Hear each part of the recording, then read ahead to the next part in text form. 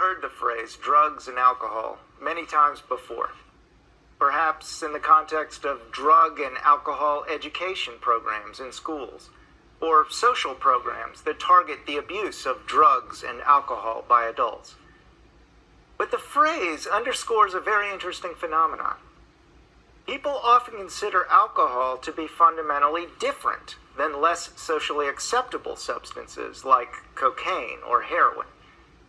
And if you think about it, modern society also often treats alcohol differently. Alcohol is kind of like a social lubricant in our society, and the vast majority of adults drink alcohol occasionally, not to mention a large number of teenagers. It's actually kind of rare to attend a party or significant social event without drinks. In fact, it's not uncommon for people to feel some obligation to drink in certain contexts, even if they don't want to. So many people probably find it strange to think of alcohol as a drug and to group it with substances like cocaine and heroin. But is alcohol fundamentally different than these other drugs of abuse? Well, clearly in some superficial ways it is. First and foremost, alcohol is legal and cocaine isn't. And that's obviously a very important difference. But what about in other ways? Specifically, is the way that alcohol affects the human body similar to the way that other addictive drugs affect the body? That's what we're going to think about today. We'll apply what we've learned so far about drugs of abuse, and we'll see if alcohol affects the brain in the same way. So how does alcohol affect the brain? Well, as you've learned, neurons in the brain typically communicate using special chemicals called neurotransmitters. One neuron releases a bunch of neurotransmitter molecules, and these molecules bind to receptors on neighboring neurons, potentially activating those receptors and producing specific biological effects. And we saw that drugs of abuse typically bind to the same receptors as natural neurotransmitters. But then they produce abnormal levels of activity in those receptors. And that abnormal activity is what makes the drugs psychoactive, making the user experience particular feelings like euphoria or excitement or contentment. So, does alcohol also bind to natural receptors and produce abnormal receptor activity? The answer is yes. In fact, alcohol affects receptors for multiple neurotransmitters, and two of the most important are called glutamate and GABA. Glutamate is the major excitatory neurotransmitter in the brain. It's the chemical that many neurons use to try to make neighboring neurons fire. Glutamate has a few different receptors, but the one that's most influenced by alcohol is the NMDA receptor. These receptors have been found to play a major role in learning and memory. Alcohol binds to NMDA receptors, and it makes them less active. And the way it does this is kind of interesting. You see, NMDA receptors have multiple binding sites. And alcohol actually binds to a different site on the receptor than glutamate. And when alcohol binds, it actually changes the receptor, and it makes it less responsive to glutamate. This is called allosteric modulation. The alcohol is modulating the effects of glutamate by binding to a different site on the NMDA receptors. The bottom line is that alcohol reduces the effects that glutamate normally has. And as we mentioned, what glutamate normally does is to excite neurons and make them fire. So, by inhibiting or antagonizing glutamate, alcohol suppresses neural activity in the brain. And that's why it produces a sedative and hypnotic effect. Also, the fact that NMDA receptors play an important role in learning and memory may explain why large doses of alcohol can produce blackouts and amnesia. The other major neurotransmitter that alcohol affects is GABA. While glutamate is the brain's major excitatory neurotransmitter, GABA is its major inhibitory neurotransmitter. So when GABA receptors on a neuron are activated, they try to prevent the neuron from firing. So increasing the activity of GABA actually suppresses neural activity.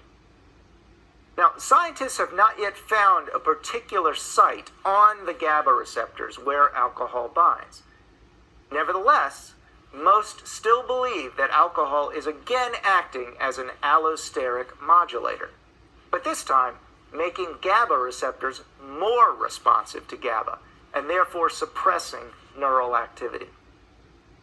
The reason they believe this is because the effects of alcohol are so similar to drugs that do bind to GABA receptors. In particular, barbiturate drugs.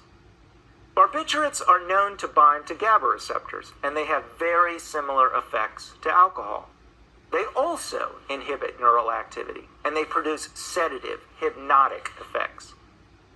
Furthermore, there is cross-tolerance between alcohol and barbiturates. What that means is that a longtime user of barbiturates who has developed a tolerance to those drugs may also be tolerant to alcohol. In other words, it would take an unusually large number of drinks to make that person drunk, even if they never drank before. So that suggests that alcohol must be working on the brain in the same way barbiturates do. And since barbiturates bind to GABA receptors and make them more active, scientists assume alcohol must do that too. Okay, so alcohol shares at least one important characteristic with drugs of abuse. They both bind to natural receptors in the brain and lead to abnormal levels of activity. A second characteristic of drugs of abuse is that repeated use can lead to compensatory changes in the body that produce physical dependence, characterized by tolerance to the drug's effects and withdrawal symptoms when the drug is stopped.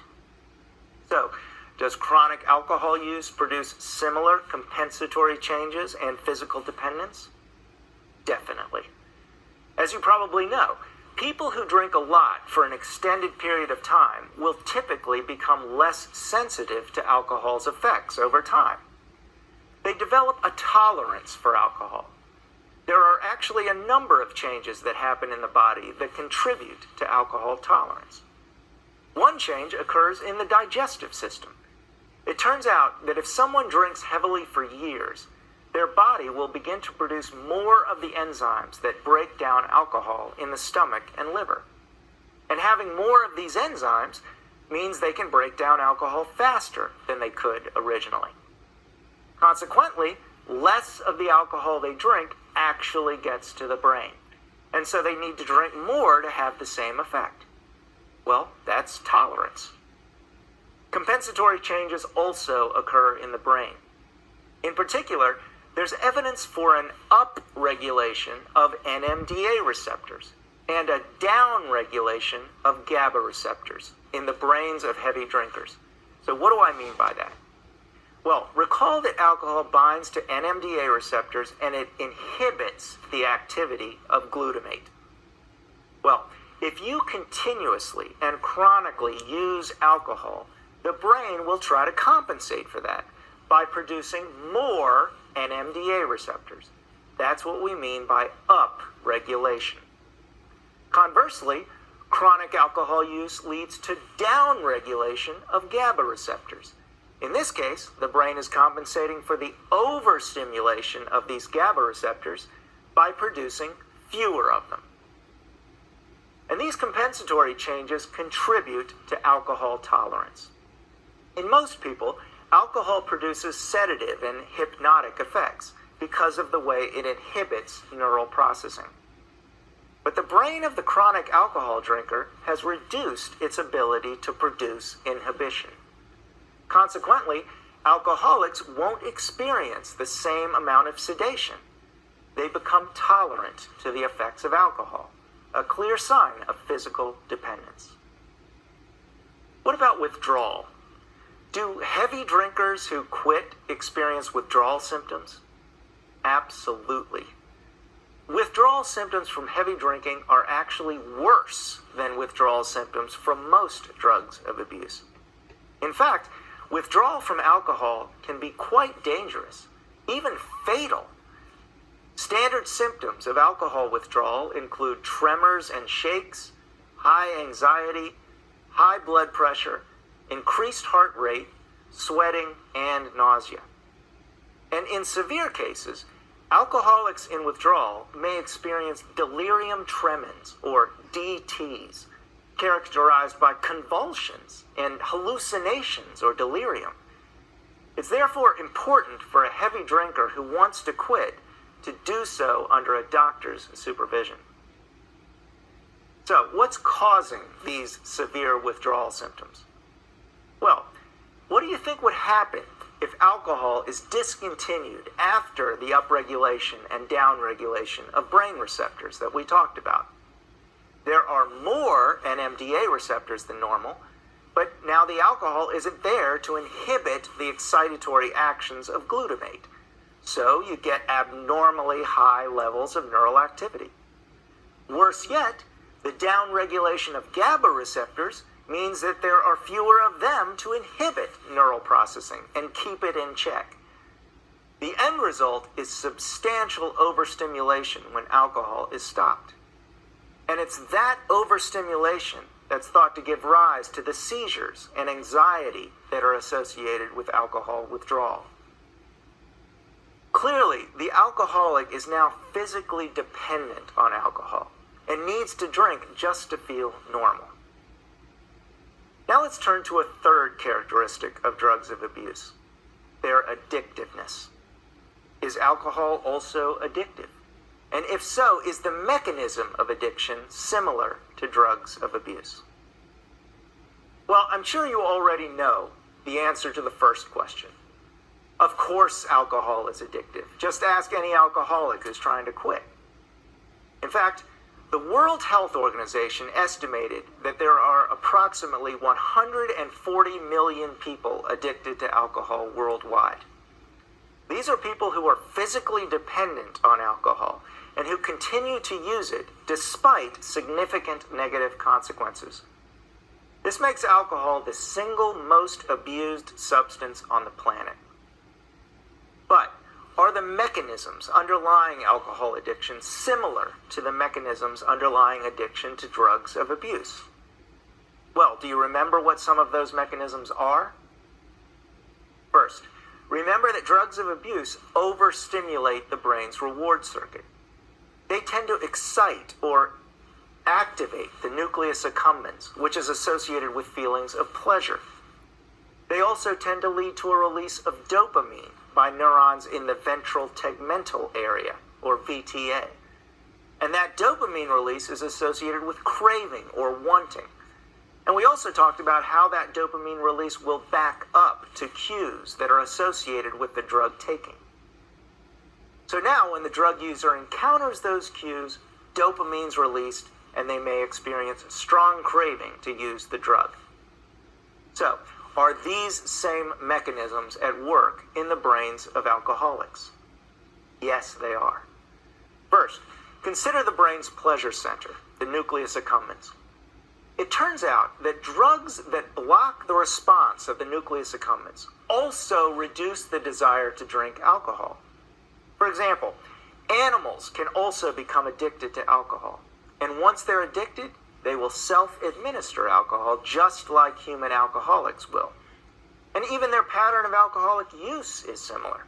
Specifically, like many human alcoholics, they often drink in binges. Well, if these alcoholic animals are then given a drug that blocks or antagonizes receptors in the nucleus accumbens, the level of self-administration drops significantly. And the same thing has been found in humans. As we'll discuss a little later in the lecture, these kinds of drugs are now regularly used to help treat alcoholism. Now, these findings imply that alcohol must be activating the nucleus accumbens and producing a reward response just like drugs of abuse do. I mean, after all, if alcohol didn't activate the nucleus accumbens, then why would a drug that antagonizes receptors on the nucleus accumbens affect alcohol use? But it does. Second, like drugs of abuse, alcohol has also been shown to lead to increased dopamine release in the reward circuit. Now, this might seem strange since alcohol tends to inhibit neural activity. So why would alcohol lead to increased activity in dopamine neurons? Well, most scientists believe that alcohol is producing a disinhibition effect in the reward circuit. Here's the idea. A bunch of neurons normally inhibit the dopamine neurons in the VTA. But alcohol inhibits those inhibitors. It therefore disinhibits the VTA dopamine neurons. And the end result is greater activity in the VTA and a greater release of dopamine. Alcoholics also have very strong triggers associated with alcohol use, just like drug addicts have triggers associated with drug use.